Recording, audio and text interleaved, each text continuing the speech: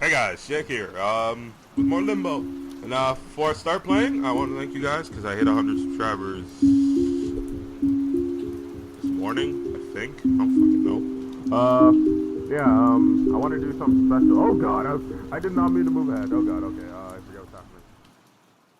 Before I started ever making YouTube videos, I remember being hilariously overconfident about how easy it would be to grow on this platform. I genuinely thought it would take a week or two to hit 10k subs. I started making videos and I played Call of Duty with one of my best friends, Micah, and I was so confused at why it looked so bad. Then I wanted to get better. I got new recording programs, new editing programs, new microphones. I would listen back to my videos and I would try to improve any aspect I could control. I remember not understanding Sony Vegas, and I would watch tutorials on how to render videos and even how to put text on the screen. After making videos for a while, I decided to pivot to a new channel because at the time you couldn't make a YouTube channel with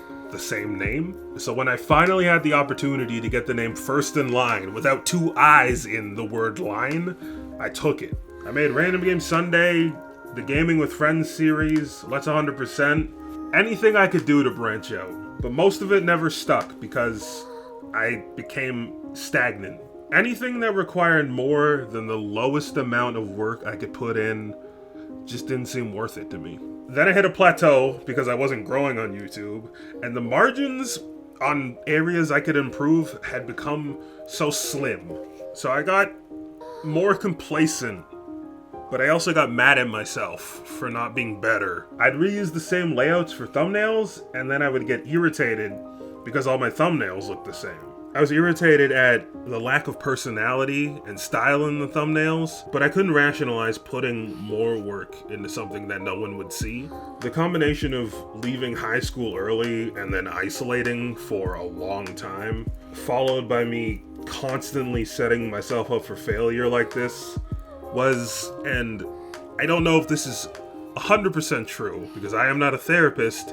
I believe it was a factor in the mental health challenges I now face. Then the anxiety made me more scared to commit, and even if I wanted to put more effort and time into videos, I started to get anxious, severely anxious about it.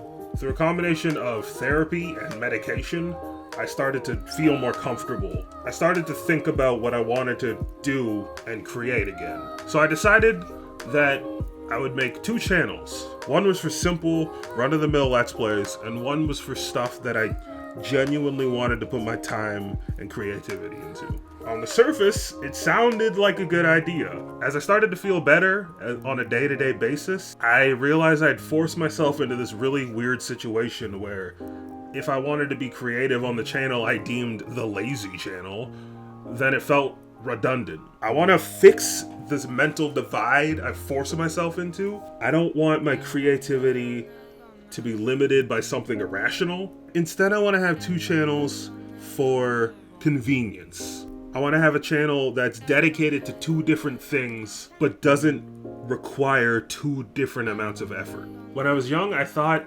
growing on this platform was what was important.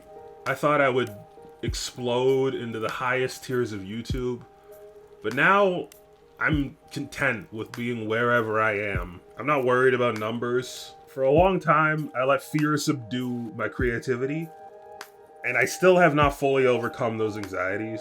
I don't even know if YouTube is the right thing I should be doing, but I always end up coming back to this point where I never want to stop making content.